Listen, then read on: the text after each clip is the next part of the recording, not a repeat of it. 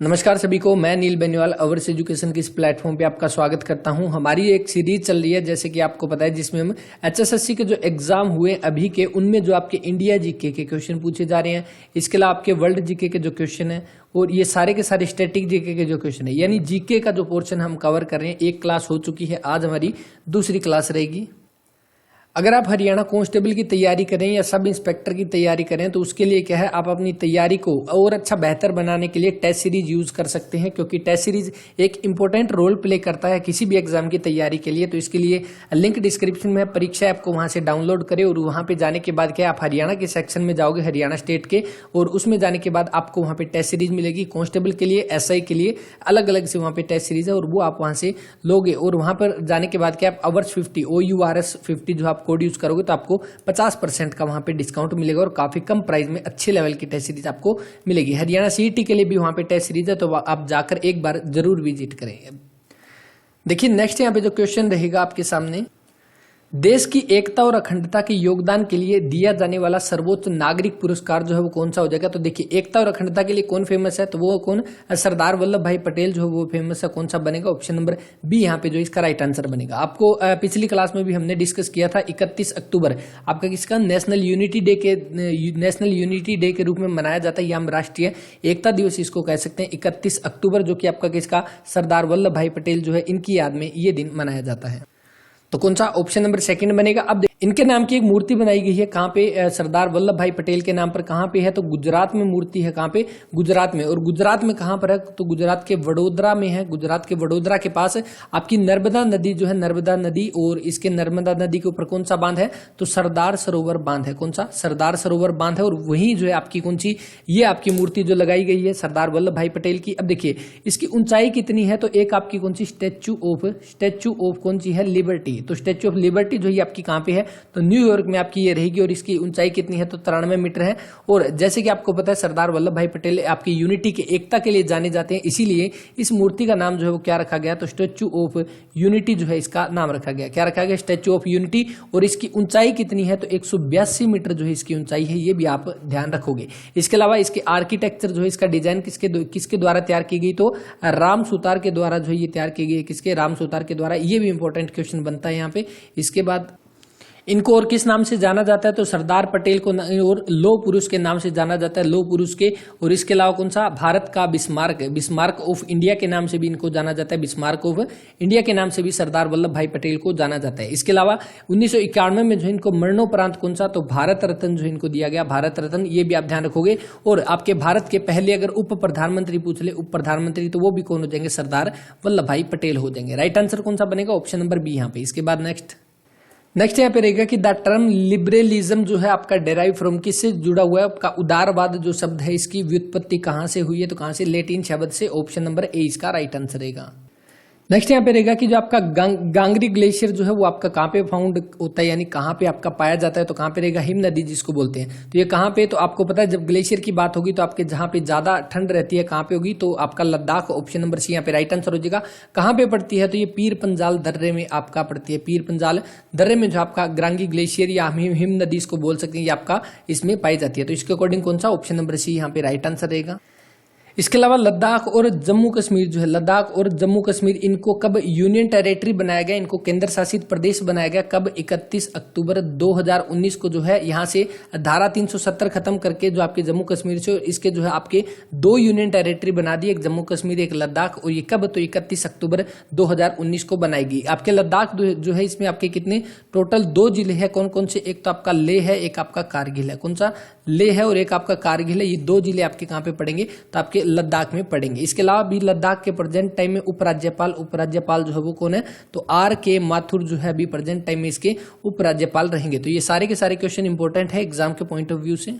अभी present time में आपकी कितने हैं, तो 8 टोटल यूनियन टेरिटरी रहेगी, 8 और कितने 28 आपके स्टेट रहेंगे, सॉरी डिस्ट्रिक्ट नहीं स्टेट। ये क्वेश्चन एग्जाम में पूछा गया, कौन सा लक्षद्वीप जो है सबसे छोटा केंद्र शासित प्रदेश कौन सा हो जाएगा, तो वो लक्षद्वीप हो जाएगा। ये भी आप इसको ध्यान रख सकते हैं। इसके अलावा जो बाकी के यहाँ पे ऑप्शन दिए गए हैं, ऑप्शन ए जो दिया गया है अरुणाचल प्रदेश। अरुणाचल प्रदेश की राजधानी कौन सी है? तो ईटानगर जो अरुणाचल प्रदेश की राजधानी है। और जो यहाँ पे मणिपुर जो दिया हो, मणिपुर को कहाँ पे? यहाँ पे लिखते हैं। देखिए मणिपुर जो है इसकी आपकी कौन सी? तो मणिपुर की आपकी हो जाएगी इम्फाल। इम्फाल इम्फाल जो है मणिपुर की राजधानी हो जाएगी। तो ये सारी की सारी आपकी जो है, एक तो आपको जो भी राजधानी जो वो आपको याद रखनी है, यहाँ से आपके एग्जाम में क्वेश्चन बन सकता है। इसके बाद नेक्स्ट यहाँ पे क्वेश्चन बनेगा, देखिए वर्ष 1832 में, एक सेकंड इसको रफ करते हैं। देखिए वर्ष 1832 में जो है किस संधि के तहत ग्रीस को एक स्वतंत्र राष्ट्र के रूप में मान्यता दी गई? तो कौन सा हो जाएगा? ट्रीटी ऑफ कंस्टेंटिनोपल जो है आपकी ये संधि हो जाएगी। ऑप्शन नंबर डी इसका राइट आंसर रहेगा।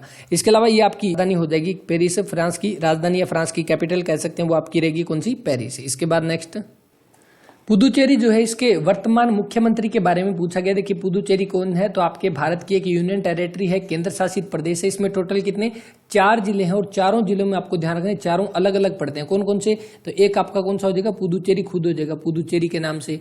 दूसरा कौन सा हो जाएगा? तो दूसरा आपका कौन सा? कराईकल होगा, कराईकल, पुदुचेरी कराईकल। अब ये कराईकल कहाँ पे पड़ता है? तो ये आपका तमिलनाडु में पड़ता है कराईकल। इसके बाद तीसरा यहाँ पे लिखते हैं इसको कौन सा? तो आपका यनम रहेगा, यनम। ये आपका कहाँ पे पड़ता है? तो ये आपका आंध्र प्रदेश में और बंगाल की खाड़ी में आपका पड़ता है यनम। इसके अलावा चौथा कौन सा हो जाएगा? तो माहे। माहे कहाँ पे पड़ता है? तो ये केरल में है।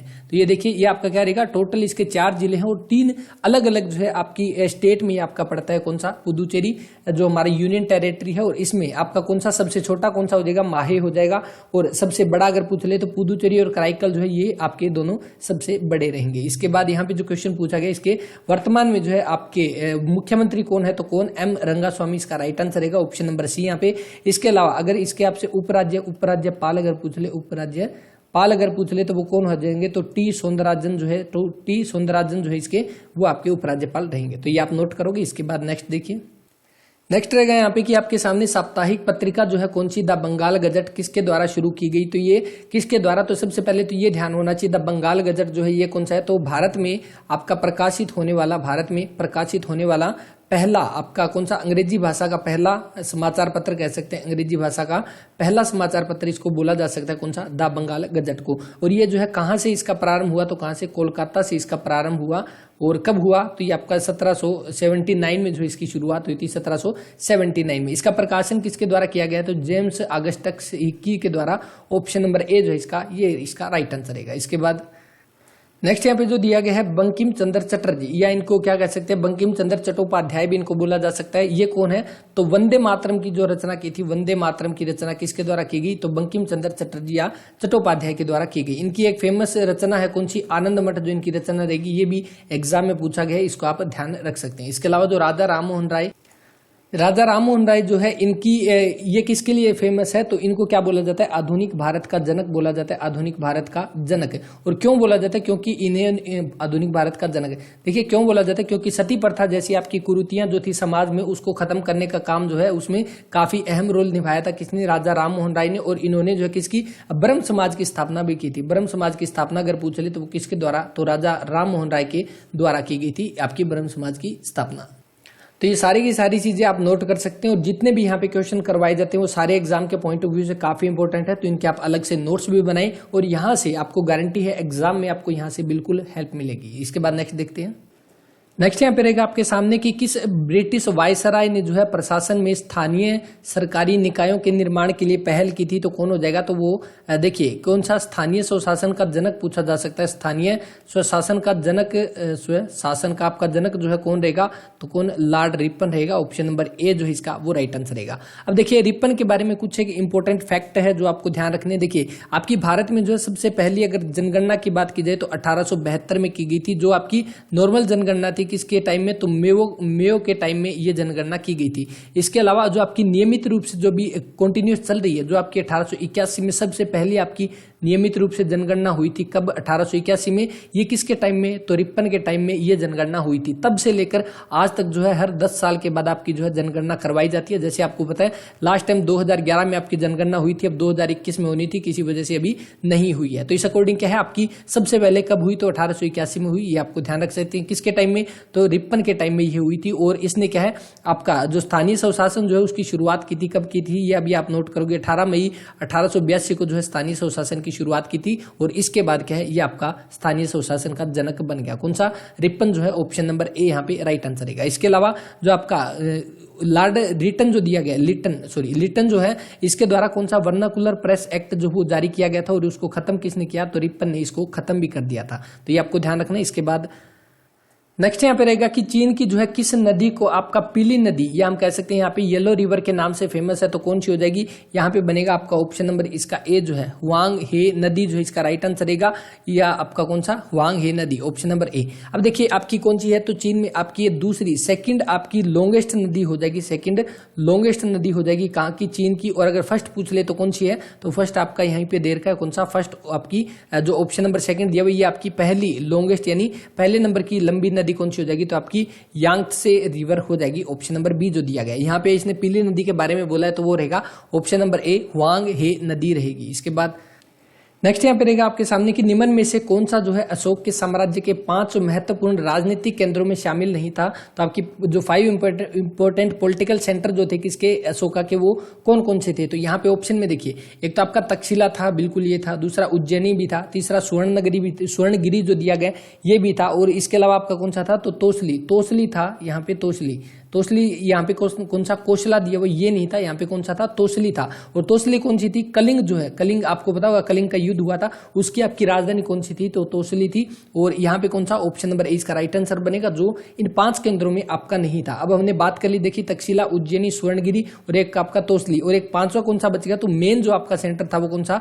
पाटलिपुत्र जो है, पाटलिपुत्रा कह सकते हैं, ये जो है आपका मेन सेंटर था इन 5 में। तो ये आपको ध्यान रखना है। और अशोक जो है किसका? मौर्य काल का ये शासक था। मौर्य काल का किसका पुत्र था? तो ये बिंदुसार का पुत्र था। और ये गद्दी पर कब बैठा? तो 269 बीसी में ये गद्दी पर बैठा था, और अपने गद्दी पर बैठने के 8वें साल बाद ही, यानी 8वें साल 261 बीसी में जो है कौन सा? कलिंग का युद्ध हुआ था। और इसी युद्ध के बाद जो है इसका हृदय परिवर्तन हो गया था, काफी ज्यादा खून खराबा होने के बाद, और इसने जो है कौन सा? बौद्ध धर्म अपना लिया था। किसने? अशोक ने। तो ये भी आप ध्यान रखोगे। इसके अलावा इसने बौद्ध धर्म की शिक्षा किससे ली? तो वो ली थी उपगुप्त से। किससे? उपगुप्त नामक एक बौद्ध भिक्षुक था, उससे जो है इसने बौद्ध धर्म की शिक्षा ली, ये आपको ध्यान रखना है। इसके बाद इसने क्या किया? अपने पुत्र, इसका पुत्र था कौन? एक महेंद्र था पुत्र, और दूसरी पुत्री कौन थी? पुत्री थी संघमित्रा जो है, इन दोनों को इसने जो है कहाँ पे? श्रीलंका जो है बौद्ध धर्म के प्रचार प्रसार के लिए भेज दिया था। तो कौन सा बनेगा यहाँ पे? 27 का राइट आंसर बनेगा, ऑप्शन नंबर ए यहाँ पे। इसके बाद नेक्स्ट है यहाँ पे कि पृथ्वी की आपकी ठोस परत या कठोर ऊपरी परत जो है उसको क्या बोला जाता है? तो क्या उसको लिथोस्फीयर बोला जाता है, ऑप्शन नंबर ए इसका राइट आंसर रहेगा। सॉलिड आपका कौन सी? सॉलिड लेयर हम कह सकते हैं इसको, आपका कौन सी? लिथोस्फीयर हो जाएगा, ऑप्शन नंबर ए इसका राइट आंसर। नेक्स्ट देखिए यहाँ पे दिया गया कि प्रसिद्ध भीमबेटका गुफा जो है चित्र किस राज्य में है? तो कहाँ पे होगी ये? आपका यहाँ पे बनेगा ऑप्शन नंबर 20 का राइट आंसर, मध्य प्रदेश। देखिए मध्य प्रदेश जो आपका किस नंबर पर है? एरिया के अकॉर्डिंग यहाँ पे बात की जाए तो एरिया के अकॉर्डिंग सबसे पहले नंबर पर आपका कौन सा आ जाएगा? राजस्थान आ जाएगा। दूसरे नंबर पे कौन सा आ जाएगा? तो मध्य प्रदेश। यानी एरिया के अकॉर्डिंग यहाँ पे बात की जाए तो दूसरे नंबर पे कौन है? तो मध्य प्रदेश जो है दूसरे नंबर पर रहेगा। इसके अलावा तीसरे नंबर पर कौन रहेगा? महाराष्ट्र रहेगा, जो कि यहाँ पे ये वाला दिया हुआ ये तीसरे नंबर पर रहेगा। और चौथा नंबर कौन सा? आपका उत्तर प्रदेश का आ जाएगा। तो ये बस 3-4 आपको ध्यान रखने शुरू वाले, जो कि एरिया के अकॉर्डिंग सबसे बड़ी आपकी स्टेट जो रहेगी वो 4 रहेगी। कौन सा बनेगा? ऑप्शन नंबर 20 का राइट आंसर बनेगा। अब यहाँ पे जो मध्य प्रदेश दिया हुआ है तो मध्य प्रदेश की आपकी जो राजधानी कौन सी हो जाएगी? तो इसकी भोपाल जो है इसकी राजधानी रहेगी। बस ये आप ध्यान रखना, बस इतनी चीज। और कौन सा बनेगा? भीमबेटका गुफा आपकी कहाँ पे? मध्य प्रदेश में रहेगी, ऑप्शन नंबर 2।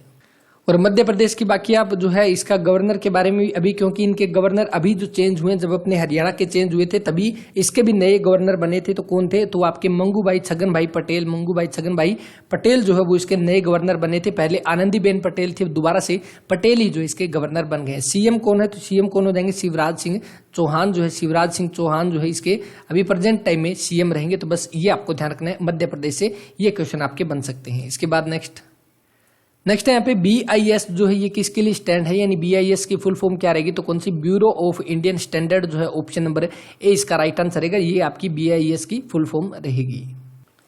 नेक्स्ट है यहाँ पे कि 2019 में जो आपके लोकसभा में निर्वाचित जो आपकी महिलाओं का प्रतिशत यहाँ पे पूछा गया, तो वो कितना रहेगा? यहाँ पे 14.36 जो इसका राइट आंसर रहेगा। वैसे एग्जैक्ट में अगर देखें तो लगभग 14.60 के आसपास बैठता है, लेकिन यहाँ पे ऑप्शन के अकॉर्डिंग कौन सा? 14.36 जो है यहाँ पे एग्जैक्ट बैठेगा। लगभग अगर हम बात करें अप्रोक्सीमेट 14.4 से लेकर 14.6 तक अलग अलग यहाँ पे डाटा दिया हुआ है। तो हम तो बस एग्जैक्ट जो आपका नियर बाय जो ऑप्शन होगा उसके साथ जाएंगे, ऑप्शन नंबर डी इसका राइट आंसर रहेगा। नेक्स्ट है यहाँ पे कि निम्न में से कौन सा जो है भारत का राष्ट्रीय मानक निकाय है। हमने अभी डिस्कस किया कौन सा, BIS जो रहेगा, कौन सा, bureau of Indian standard, option number C जो है इसका राइट आंसर, और यही आपका जो है भारत का राष्ट्रीय मानक रहेगा। नेक्स्ट है यहाँ पे कि भ्रष्टाचार बोध सूचकांक जो दिया गया है ये किसके द्वारा बनाया जाता है, या कौन सा, करप्शन परसेप्शन इंडेक्स, इसको क्या CPI भी इसको बोला जाता है, ये किसके द्वारा तैयार किया जाता है, तो किसके द्वारा, ट्रांसपेरेंसी इंटरनेशनल के द्वारा, ऑप्शन नंबर ए इसका राइट आंसर रहेगा। अब ट्रांसपेरेंसी इंटरनेशनल जो क्या है ये एक अंतर्राष्ट्रीय गैर सरकारी संगठन है, और इसकी स्थापना कब हुई, तो 1993 में जो इसकी स्थापना हुई थी, कहाँ पे, बर्लिन जर्मनी में, कहाँ पे, बर्लिन जर्मनी में जो इसकी स्थापना हुई, और इसी के द्वारा जो है आपका जो CPI जो है आपका करप्शन परसेप्शन इंडेक्स जो है ये जारी किया जाता है। अभी देखिए आपका इंडेक्स जारी किया गया था कब, जनवरी में, और इसमें जो है भारत का टोटल कितने देश, तो 180 देशों की आपकी जो लिस्ट आई थी, इसमें करप्शन के मामले में कौन सा, भारत जो है कौन से 86 नंबर पे आया था। तो आपका भारत का अगर पूछ ले कि आपका CPI जो आपका 2020 जो उसके अकॉर्डिंग भारत की रैंक कौन सी है, तो 86 है। अगर पहले की बात करें 2019 में, तो 2019 में कौन सा 18th नंबर था, 80वां नंबर था, और अभी जो है आपका कितना 6 पायदान जो है ये आपका खिसक कर आपका कितना 86 नंबर पर आ गया है। तो आप ध्यान रखोगे जो आपका CPI इंडेक्स जो है 2020 का इसमें 86 नंबर पर है, 2019 में 80वां नंबर था। तो ये आप ध्यान रखोगे किसके द्वारा, transparency international, option number A इसका राइट आंसर। नेक्स्ट देखिए कि निम्न में से आपको ये बताना है कौन से नॉर्डिक कंट्री है, नॉर्डिक देश कौन से हो जाएंगे, तो 70 का आपका बनेगा कौन सा, फिनलैंड है, आइसलैंड है, नॉर्वे है, डेनमार्क है, स्वीडन है। तो कौन सा, ऑप्शन नंबर ए जो इसका ये राइट आंसर रहेगा। इसके बाद नेक्स्ट यहाँ पे रहेगा कि पंजाब लिमिटेशन एक्ट जो दिया गया है ये आपका कब पास हुआ, बाय ब्रिटिश के द्वारा। तो देखिए इसका यहाँ पे राइट आंसर कौन सा दिया गया, ऑफिशियल आंसर की में ऑप्शन नंबर डी दिया हुआ है, लेकिन इसके अकॉर्डिंग कौन सा जो ये आपका एक्ट था ये 1920 का था। तो इसके अकॉर्डिंग देखते हैं राइट आंसर क्या बनता है, जो भी इसका एग्जैक्ट आंसर होगा वो आपके साथ शेयर कर देंगे टेलीग्राम पे। और वैसे जो है आपका कौन सा 1920 का ये एक्ट है, तो इस अकॉर्डिंग 1920 का राइट आंसर हो सकता है। नेक्स्ट यहाँ पे रहेगा कि नजीबुद्दौला जो है उसने किल्ड किया किसको, सूरजमल को, किस बैटल में और किस नदी के किनारे। देखिए ये क्वेश्चन आपका 2-3 बार अलग अलग तरह से पूछा गया। नजीबुद्दौला ने देखिए किस नदी के, हिंडन नदी के किनारे जो है किसको, राजा सूरजमल को मार दिया था। और ये कब की बात है, तो 25 दिसंबर 1763 में जो है राजा सूरजमल को मारा था किसने, नजीबुद्दौला ने धोखे से मार दिया था। अब ये क्वेश्चन एक का एग्जाम में तो आपका ये पूछा गया, दूसरे में आपका कैसे पूछा गया, तो दूसरे में आपका सूरजमल को जो किसने मारा, तो नजीबुद्दौला ने मारा। अब यहाँ पे क्या पूछ लिया, किस नदी के किनारे मारा, तो यहाँ पे हिंडन नदी के किनारे जो है युद्ध हुआ था उसमें मारा गया था। कौन सा, ऑप्शन नंबर 20 का राइट आंसर रहेगा। नेक्स्ट देखिए यहाँ पे कि वर्ष 1757 में जो है आपकी प्लासी का युद्ध हुआ था किसके बीच में, सिराजुद्दौला के साथ, और किसका हुआ था, तो सिराजुद्दौला को किसने पराजित किया। तो ये बात कब की है, देखिए 23 जून 1757 की ये बात है जब आपका प्लासी का युद्ध लड़ा गया था किस किस के बीच में, सिराजुद्दौला और रॉबर्ट क्लाइव के बीच में लड़ा गया था। तो कौन सा बनेगा, ऑप्शन नंबर सी इसका राइट आंसर बनेगा। इसके बाद क्या है, जो सिराजुद्दौला जो है इसी की सेना में जो था कौन, मीर जाफर जो है वो इसी की सेना में था। और यहाँ पे इसको लिखते हैं मीर जाफर जो इसी की सेना में था, और उसने क्या किया, धोखा किया, और धोखे से जो है सिराजुद्दौला को यहाँ पे इसने हरवा दिया। और उसके बाद क्या हुआ, उसके बाद मीर जाफर को जो है, क्योंकि ये युद्ध जो है रॉबर्ट क्लाइव जीत गया था बिना युद्ध लड़े ही, और उसके बाद जो है मीर जाफर को क्या आपका बंगाल का नवाब जो है वो बना दिया गया, किसके द्वारा, अंग्रेजों के द्वारा, या रॉबर्ट क्लाइव के द्वारा। तो कौन सा बनेगा, ऑप्शन नंबर सी इसका राइट आंसर रहेगा। इसके अलावा यहाँ पे जो कार्नवालिस दिया वो इसको क्या बोला जाता है, तो भारतीय है, इसको बोला जाता है भारत में आपका नागरिक सेवा जो है, भारत में नागरिक सेवा का जनक किसको बोला जाता है, तो वो आपका कार्नवालिस को बोला जाता है। तो ये आप ध्यान रखोगे। इसके अलावा जो वेलेजली जो दिया हुआ है इसने जो है कौन सी सहायक संधि जो आपकी हुई थी, सहायक संधि की जो पद्धति है वो किसके द्वारा, तो वेलेजली के द्वारा शुरू की गई है। तो ये आपके सारे के सारे जो अंग्रेजों के टाइम में यहाँ पे नियुक्त किए गए थे। तो ये बस इनके दो एक इंपॉर्टेंट पॉइंट है इनके, बस ये फैक्ट आपको याद रखने। बाकी रॉबर्ट क्लाइव जो है आपका 1757 में इसने जो है आपका युद्ध लड़ा था। इसके अलावा आपका कौन सा, एक आपका 1764 में बक्सर का युद्ध भी लड़ा गया था, उसमें जो अंग्रेजों की तरफ से किसने नेतृत्व किया था, तो किसने, हेक्टर मुनरो ने। हेक्टर मुनरो जो है उसमें अंग्रेजों की तरफ से लड़ा था, और इसमें भी हेक्टर मुनरो यानी अंग्रेज जो इसमें जीत गए थे। इसके बाद नेक्स्ट दिया गया कि SLEIAA जो है इसकी आपकी फुल फॉर्म क्या हो जाएगी, तो इसकी क्या रहेगी, आपका स्टेट लेवल इन्वायरमेंटल और उसके अलावा इम्पैक्ट असेसमेंट अथॉरिटी। तो कौन सा, ऑप्शन नंबर ए इसका राइट आंसर रहेगा। बाकी इस पेपर की भी हमारे पास जो है आपका इंग्लिश में अवेलेबल नहीं है, तो बस आप जो है ये PDF आपको कहाँ पे मिलेगी, टेलीग्राम चैनल पे आप जाकर वहां से इसको डाउनलोड कर सकते हैं।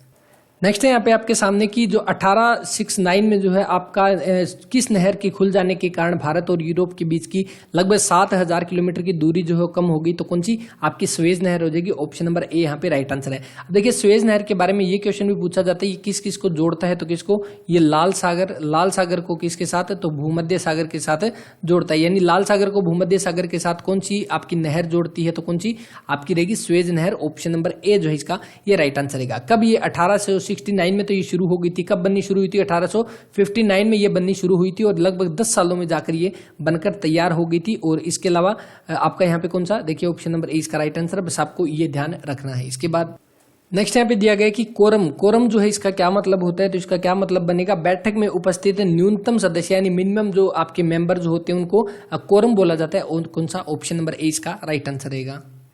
और हाँ नेक्स्ट जो आपका यहाँ पे जो क्वेश्चन दिया गया, देखिए इस क्वेश्चन में क्या है, इस क्वेश्चन में थोड़ा सा डाउट है। वैसे एचएसएससी ने इसका राइट आंसर क्या माना है, ऑप्शन नंबर बी माना है, 1/3 जो एचएसएससी की ऑफिशियल आंसर की में आई है। लेकिन अभी भी हम भी आपको इसको, अब अगर आपके एग्जाम में आगे ये क्वेश्चन आ जाए तो आप 1/3 के साथ जाओगे, एचएसएससी ने अभी भी इसको यही माना है। लेकिन इसके बारे में मैंने आपके साथ सारे जो प्रूफ जो है इसके आपके साथ टेलीग्राम पे शेयर किए थे, आप वहां पर जाकर इसके बारे में सारी चीजें देख सकते हैं। क्योंकि हरियाणा जीके के कुछ क्वेश्चन ऐसे हैं जो अभी भी आपके डाउट में है, तो उनको हम सिर्फ एचएसएससी ऑफिशियल आंसर की के बेस पे ही हम उनका राइट आंसर करेंगे।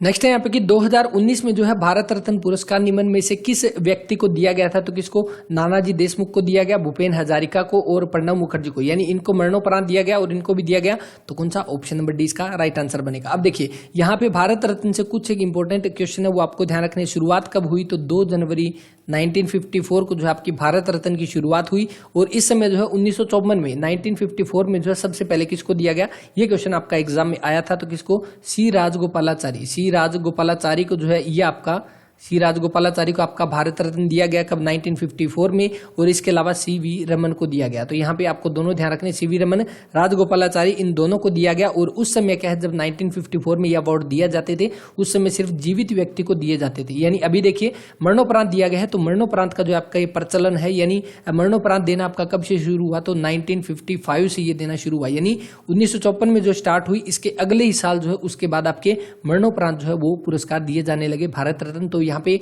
कौन सा बनेगा, ऑप्शन नंबर डी जो इस क्वेश्चन का आपका राइट आंसर बनेगा। इसके अलावा भारत रत्न जो है आपका पहली बार किसी विदेशी को दिया गया था, इसको यहाँ पे लिखते हैं। देखिए एक पहली बार किसी विदेशी को दिया गया था, कब दिया गया था, तो ये आपका 1987 में किसी विदेशी को दिया गया था। तो किसको, खान अब्दुल गफार खान को जो है पहली बार किसी विदेशी को ये पुरस्कार दिया गया। और उसके बाद दूसरा किसको दिया गया, तो वो भी आपको ध्यान रखना है, किसको, यहाँ पे लिखते हैं नीचे, तो 1990 में जो है किसको, नेल्सन मंडेला को दिया गया। तो ये भी आपका क्वेश्चन इंपॉर्टेंट है। यहाँ से जब हमने पहला भी याद कर लिया तो आपको ये भी इंपॉर्टेंट ध्यान रखना, जो कि विदेशी को दिया गया था कब, 1987 में, खान अब्दुल गफार खान। और खान अब्दुल गफार खान है, इनको आपका किस नाम से, तो फ्रंटियर गांधी के नाम से भी जाना जाता है, शायद आपको याद भी होगा।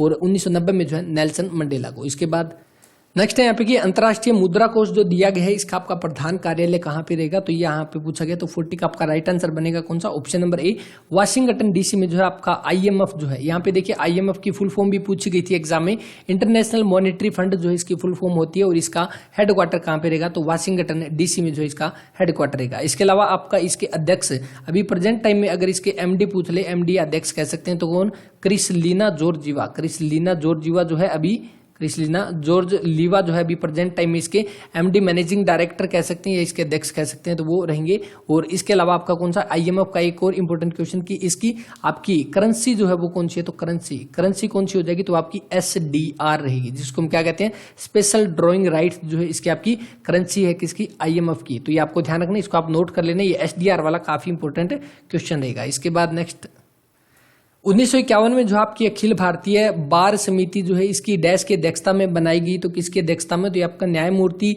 एस.आर. दास की अध्यक्षता में, ऑप्शन नंबर ए इसका राइट आंसर रहेगा।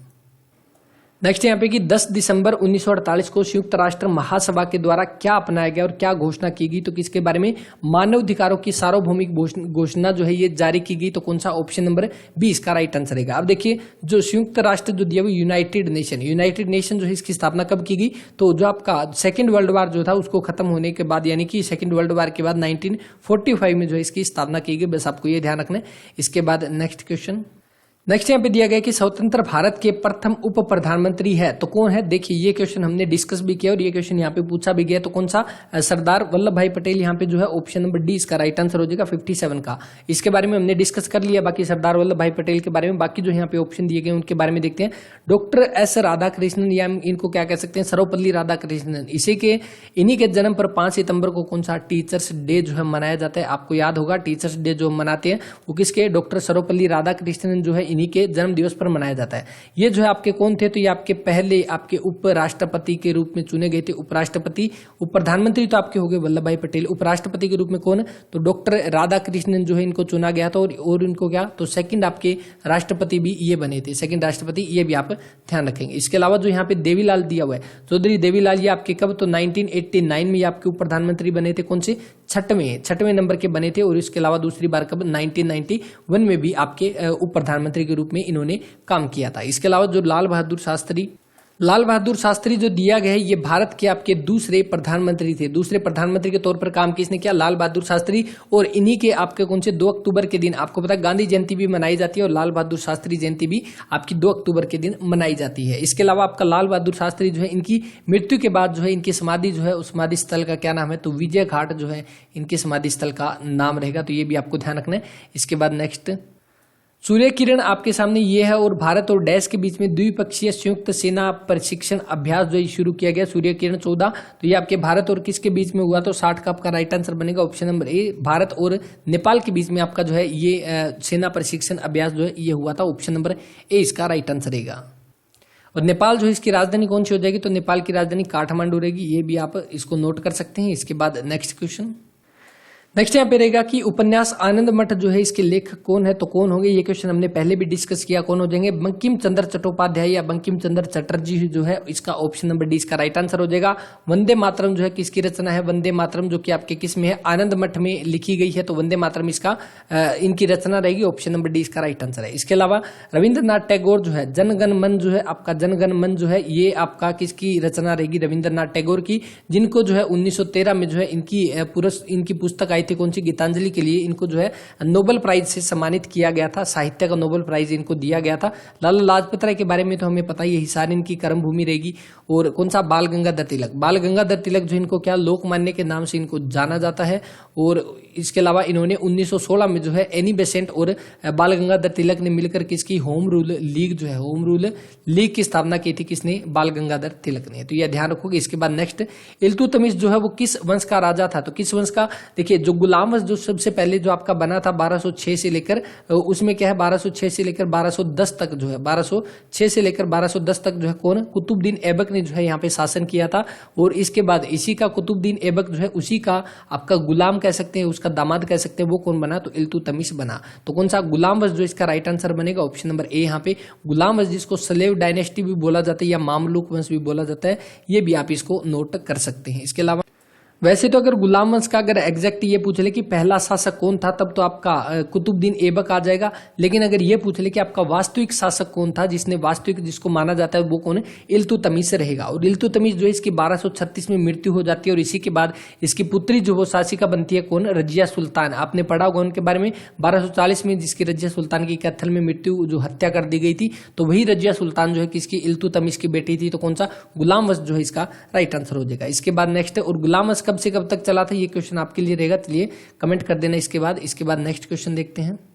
नेक्स्ट है यहाँ पे कि मानवाधिकार पर अमेरिकी संधि पत्र वर्ष डैश में हस्ताक्षरित हुआ, तो कब, 72 का कौन सा बनेगा, ऑप्शन नंबर राइट आंसर 1969 में इसका राइट आंसर रहेगा। इसके बाद नेक्स्ट आपका जो क्वेश्चन रहेगा यहाँ पे, हरियाणा में, ओके ये तो हरियाणा का हो गया। नेक्स्ट देखिए, पर्यावरण और विकास पर संयुक्त राष्ट्र सम्मेलन रियो डी जेनेरियो जो है ब्राजील में डैश में हुआ, तो कब हुआ, तो 76 का राइट आंसर बनेगा, जून 1992 में हुआ, ऑप्शन नंबर सी इसका राइट आंसर रहेगा। तो ये थे आपकी आज की क्लास के कुछ जीके के इंपॉर्टेंट क्वेश्चन जो कि आपके एग्जाम में आए थे। हो सकता है यहाँ से आपके आने वाले एग्जाम्स में यहाँ से क्वेश्चन पूछे जाए। आई थिंक हमारा जो छोटा सा प्रयास है ये आपको अच्छा लग रहा होगा, तो इसके बारे में अपना कमेंट जरूर दें। इसी तरह की क्लासेज आपको मिलती रहेगी। अब देखिए आपका जीके का भी चल रहा है, इसके अलावा हरियाणा जीके का भी आपका अलग से सॉल्यूशन चल रहा है। जल्दी ये पेपर फिनिश करके हम दोबारा से जो है आपकी जीके की बिल्कुल बेसिक से क्लास स्टार्ट करेंगे, जिससे कि आपके सारे के सारे कंसेप्ट जो क्लियर हो जाए। आई थिंक इसके बारे में भी आप बता दोगे कि हाँ किस तरह से करना बेटर रहेगा, या तुम क्वेश्चन आंसर की फॉर्म में जैसे हम अभी करने इसी तरह से इसको कंटिन्यू करें, या अलग जो है आपका टॉपिक वाइज हम उठाएं, जैसे टॉपिक उठा लिया या कोई भी हमने सब्जेक्ट उठा लिया, उस सब्जेक्ट को बिल्कुल बेसिक से स्टार्ट करके एंड तक उसको लेके जाए। तो इसके बारे में भी अपना रिव्यू जरूर दें। इस क्लास में इतना ही, मिलते हैं नेक्स्ट क्लास में, तब तक के लिए अपना ख्याल रखें, पढ़ते रहें। जय हिंद, जय भारत।